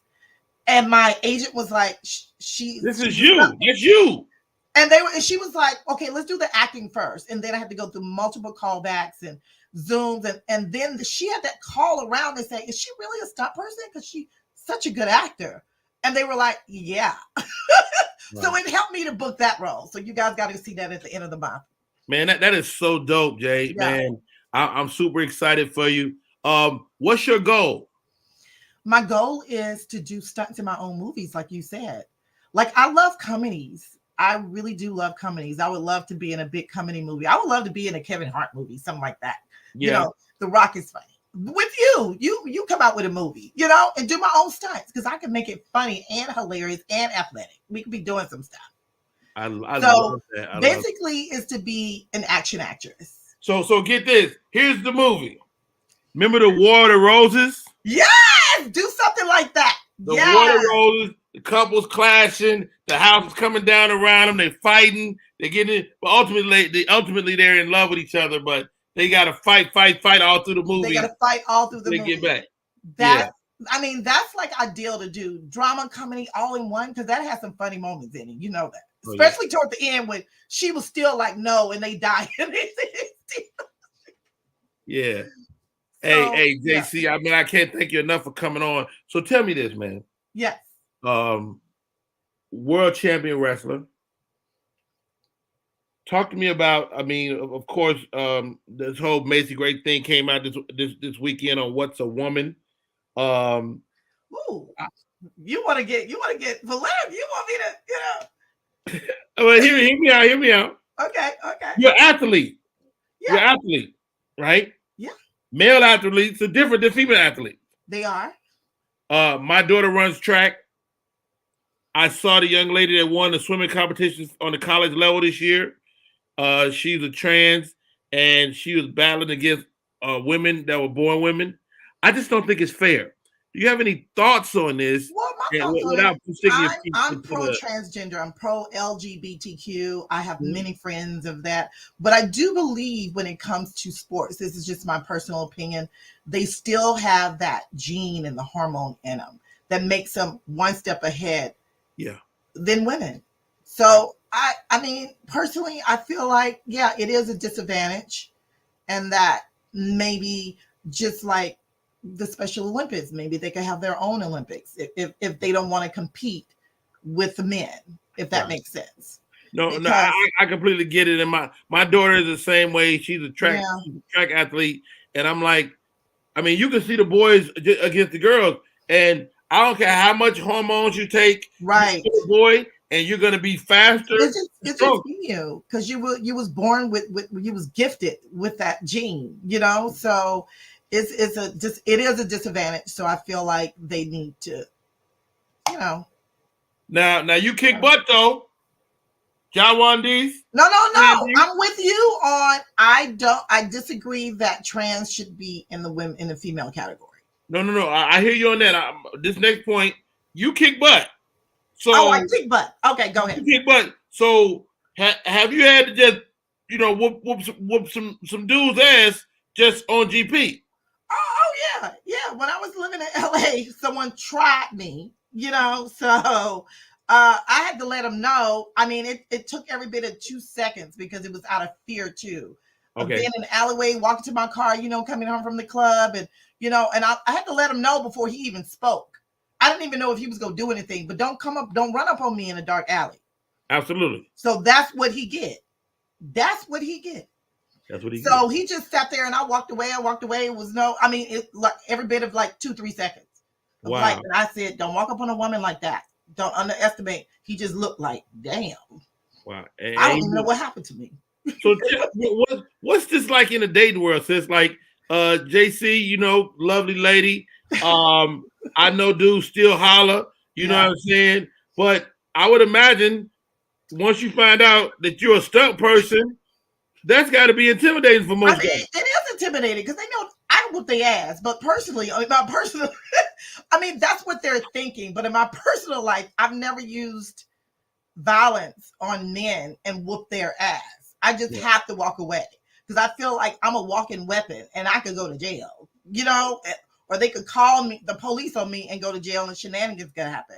So I just walk away when they think they about to get their ass whooped. That let me know they done something wrong, and I just walk away. Now the old me, the 20-something-year-old me, you got your ass whooped. Wow. But the mature me, I look back, sis, we've been knowing each other for a long time. It's been over 10 years since I was like on the 11 or 12 years. Because you came on the Monique show and you were because I moved back to Atlanta in 2011, 2010, and I was on the Monique show, I think 2012, 2011. 11 probably. Something like that. Yeah, wow. Many years. Go way back. You haven't aged today. Is it the stunt work? Is it the water? What are you doing? It's water and wine. What's your wine of choice? I love a good red blend. I like dry reds, put it that way. I don't like sweet wine. So it's got to be dry, like a Malbec or a good cab, but a red blend. That dry wine give me a headache sometimes. Oh, really? You have to get the right one. It gives me a headache too now. You have to get the little aerator and filter everything out. All the wine stuff. Sip slow. I'm a wine connoisseur. So now, do you do cigars? No, I don't, but I love going to cigar bars. Yeah. I'm into going to Are you here in Atlanta? Are you Atlanta proper? I'm Atlanta based, yes. And I went to you gotta come out. You gotta come out one night to one of the cigar bars with your boy. Please invite me, please. I would love to go. I love going, just being, because you know what? It's so manly being around men and you just sip on your little wine and they smoke a cigar. That's very manly to me. It's something that it's cool. It's cool. My co-host today, the Gossiping Heifers. Yes. Gossiping Heifers. Hey.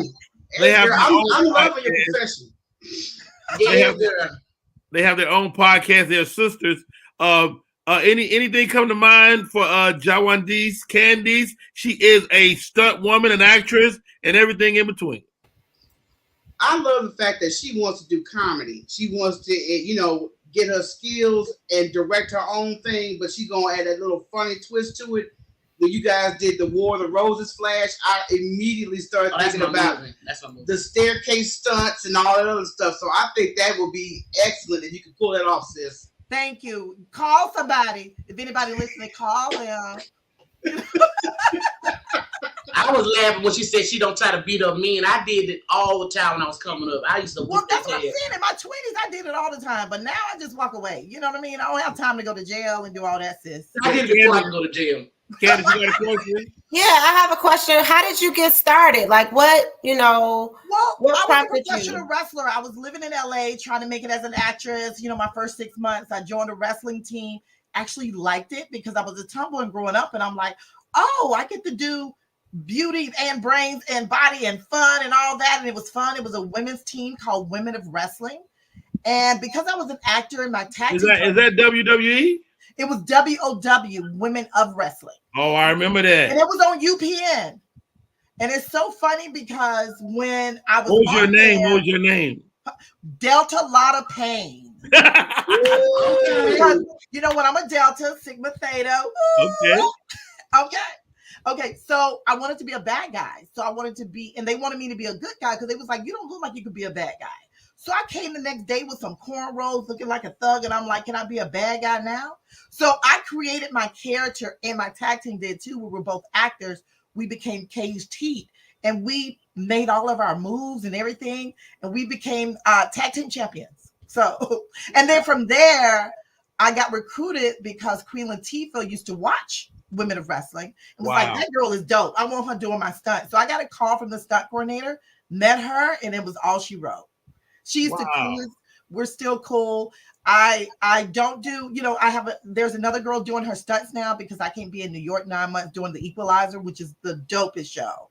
Right. You know what? It's just, I'm not there anymore. You know what I mean? 2 years ago, I would have been in New York for 9 months, but I'm just at a different path right now in my life. Wow, but I still help her. She called me for advice on stunts. What do you think about this? We're cool. So I like that. Wow, that is dope, man. That is such a great, man, that's amazing. Yeah, that's dope. So question from the peanut gallery. How tall are you? I'm 5'7". You know what? I was thinking you was like 5'9", 5'10" for some reason. You know what? Everybody thinks I'm taller. Maybe because I wear heels or my big personality, but no. I wish I was. If you weren't doing this, what would you be doing? Acting full time. Yeah. Yeah. Okay. I said, you don't want to be tall, girl. It's hard to find a tall man when you're tall. Trust me. Hey. I wanted to ask, what are some of the challenges you face as a woman, you know, in the profession you are? What are some of the challenges you face? Oh my gosh, the challenges I face, you know, not only being a Black female, but a Black female who could drive. Like I could drive my ass off. I do a lot of driving now. So driving is easy for me because I always drove crazy and I always was the getaway car. We're not going to talk about that past life. That sounds fun. I would love to do a race car. Yeah, so I drive my ass off. Do you hear me? So a lot of men are like, they don't want women behind the wheel of a car. Can you do this? And I crash cars, I crash motorcycles. I have a driving reel out that you can see all of the car work I've done. Really? And that's a big deal. The car work is not a game. Car work is not a game. I mean, you have to know what you're doing behind a car, obviously, because you could run over somebody, you could crash into the wrong thing, you know. So I do a lot of car work that I don't talk about. That's like my little day job. I go do it and come home. And then I go to an audition, and then I go to set doing something else. So when you do car work, you have to disable all of the safety features. You have to disable a lot of safety features, which you can't do with new cars. I hate driving new cars because they have the electric brake locks and all that. But them old cars, like the Crown Vics and all that, I don't know if you saw the TV series Watchmen with Regina King in it. Anybody watch that? The black grand. Oh my God, what was the name of the car? Grand car, the black car she drove. That was me. I was a driving double. So we were skipping. Yeah. So that was fun. Because when you do stunts in cars, you know, it's not about your height and look because you're in a car. Yeah. So it's an easier job for me and it's less stressful. And I like driving my ass off. So really? Yeah. So where do you go? You in Georgia, where do you go to get your car Jones on? Well, you know, there's Dynamic Stunts. One of my friends owns a car, you know, company. Then you have Rick Seaman, where I learned in LA. Rick Seaman's driving school, which is now the Motion Picture Driving School, is owned by my buddy Ryan Sturge. You could go out there and drive your ass off all day. He's a dope ass driver. He has a dope team. Then out of Florida, they have many driving schools in Florida. So I mean, you just have to, you could Google it or, you know, and look up stunt driving schools and it's like 3 or 4 pop up. East Coast has one, you know, East Coast. I would imagine once you get that skill, you can drive the rest of your life. You can, that's what I'm saying. That's what I'm saying. Driving is a skill that once you hone it in and you could get in there, and it's only like, you know, 2 or 3 black women who could drive. My mentor, Dee Bryant, she taught me when I was in LA driving and motorcycles because she's so dope. She still drives. And she's a couple of years older than me. She said, once you hone your skill as a driver, you could drive forever. You have female drivers, just male drivers out there who's 70 years old still driving. Yeah, you know, now you also operate motorcycles too? I do. I don't ride motorcycles I used to because I had a serious motorcycle accident a few years ago. No one knew about. But I still ride them. Yeah, I was in a commercial, Georgia Lottery commercial, riding a motorcycle. But I don't lay bikes down anymore. Put it that way. You know, I'm not gonna crash bike. I love getting. I was on a show called where I got set on fire and I had to ride a motorcycle. It was on adult. That was fun because I like fire. I got a fire fetish. So when you look at the script and you go fire motorcycle, you go toward that. Yeah, I go toward that. You should hear the conversations with stunt girls, and we're like, "Girl, tomorrow I gotta get set on fire. Girl, I gotta go through a window." You know, people be like, "What?" Yeah, I run toward it. It sounds exciting to me, shit. It's exciting, and I think that's what keeps me youthful and young and stuff like that. So, but yeah, that sounds like fun to me. I mean, do you find it challenging? No, I mean, because this is my first time hearing about.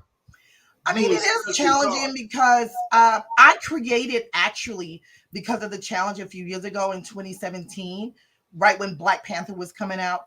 I created a website called StuntPOC, StuntPOC, which stands for Stunt Performers of Color, because there was a need for, we can't find Black drivers, Black female this, or even Asian drivers or martial artists and, Latino this and Middle Eastern. So I created a website where you could join if you meet the qualifications. You got to be SAG, you have to have at least 3 stunt credits and, footage like that. So they'll have a place to go. Because in our community is very small. They're really behind like 20, 30 years in acting community where they're not looking. They'll just call anybody to do this. And I'm like, no, we have a Black girl that could do that. You know what I mean? Yeah. She's nice with it too. Yeah, we have a Hispanic, and they could go on there and put in the skill fighting. You could go on there now fighting Hispanic women, and all the profiles would come up. And you from here to Canada, I got here in Canada on lock where you could go on there. So that's my company. And so you are not only a stunt person, you're a businesswoman too. Yeah. I'm sure that's only one of your businesses. What else do you do? That's it so far. I'm trying to sell a script, a show right now with 2 other partners of mine in California. So hopefully you get to see my show sometime soon. I would love to see a reality thing about you in the stunt world. I think. Oh my gosh! Yeah. Everybody come up with it. It's so hard to get reality shows for stunts because of liability with stunts, and it's so much money. But yeah, they could do a reality show based on my drama behind the scenes and or I was gonna say even a documentary of something. A documentary. I mean, because I keep it real with I will tell you like it is. I've cussed folks out. I'm not doing all that. That's not right. Oh, I'm very vocal in the stunt community. She sounds very familiar to me. Wow, I love it. Her name is Candice, JC for short. She's revolutionizing the stunt game with the app. I love that, and she's awesome. As we move forward, man, what's your big goal? My goal is to leave a legacy here. To create a legacy in the stunt world, to be the first stunt woman to cross over into a full-blown acting career, to achieve an Oscar and an Emmy and SAG Awards. Done. And also to continue to be a great mom, to find a husband. If you know any single guys. You don't want single guys with jobs. Though. You don't want to be my friends. My friends are horrible. Yeah, I don't want to. Hey, sis, I cannot thank you for coming on today enough. Very dope. Thank you so much, Jay. Thank you for having me, Rodney. I got to get you come back and be my co-host one day. I would love that. You let me know. I love it. I'm there for you.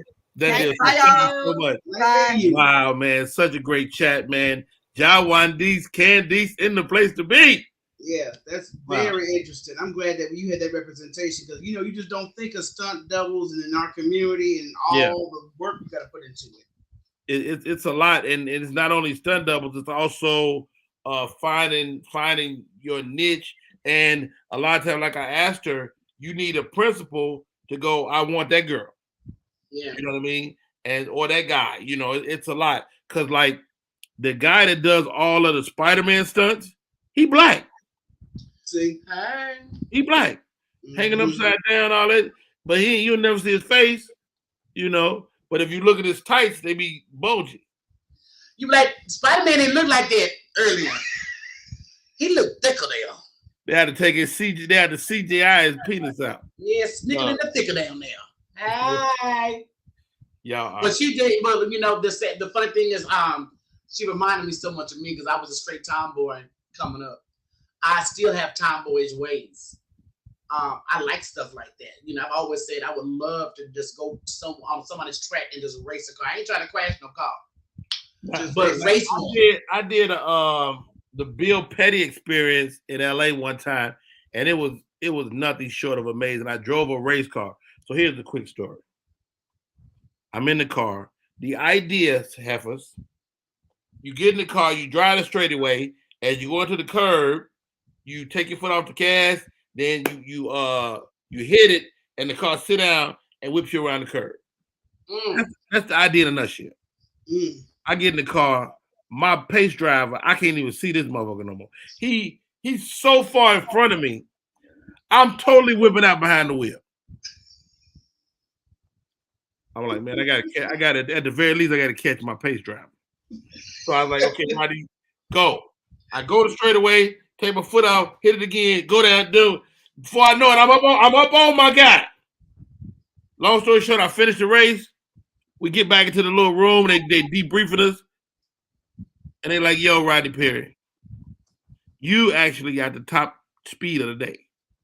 We don't even let people go this fast. How the hell was you going this fast?" Now, Quentin Tarantino was on the track that day. Brian McKnight is on the track that day. The Wayans brothers, they all on the track the same day. And I was the one that won. Hey, that says a lot, Rodney. That says a lot. So I saw this to say this. Sometimes you got to whip out to be number one. I was gonna say it's a good thing I won out there. I'm not gonna even say nothing behind that, but I understand. Hey, you know what, heifers? How do we stay in touch? How do we stay keep in touch with you guys and follow the show and follow each one of you guys individually and collectively? Well, you can definitely find us on YouTube every Wednesday night, 8 o'clock Central Standard Time. We come on every week. You can also catch us on demand. We're streaming on Indie Central TV as well as Signature Series Network. And on Instagram, we're at Gossip and Heifers. That's our main account, and it represents both the heifers. And you'll catch us occasionally live on there, talking about some stuff, get into some shenanigans. Hey, that's what it's all about. Candace LaToya, how do people stay in touch? You can find me on Instagram at Candace_LaToya, and you can find me on the Rodney Perry Live Show. All righty, y'all. Hey, man, the name of the show is Rodney Perry Live. My name is Rodney Perry. It's been an absolute joy today. Oh, snap. Somebody bought a super sticker. That's one of our people right there. What's up, Granny? Is that Granny? What's up, Boom? Hey, I don't even know how to ask for the super sticker, but they be telling me to do it. Thank you, Granny. Thank you. I really appreciate that because I don't be even saying nothing about it, and you went on and did it. Mad love. Mary say, Granny is a photographer. She got a microphone in her face. She's a radio personality. She got a dope show, man. You definitely got to check out Granny Wowzer. She's one of our people. Miss Granny, I will be following your show. Granny Wowzer's in the building. Mad love, mad respect. Thank you, Gospel Heifers. Oh my God. You guys and she's very soft on the eyes, so you'll enjoy looking at her. She's soft on the eyes? Yeah, she's very soft on the eyes. Very pretty.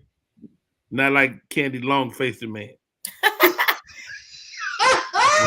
That was rough. Hey, that was hard. Hey, that's our show for today. My name is Rodney Perry. You're tuned in to Rodney Perry Live.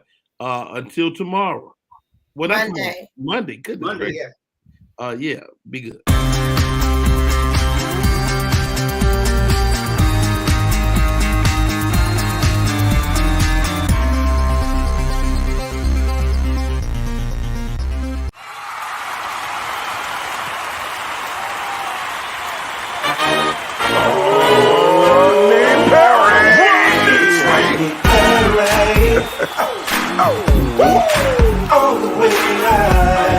Get ready for America's #1 funny man.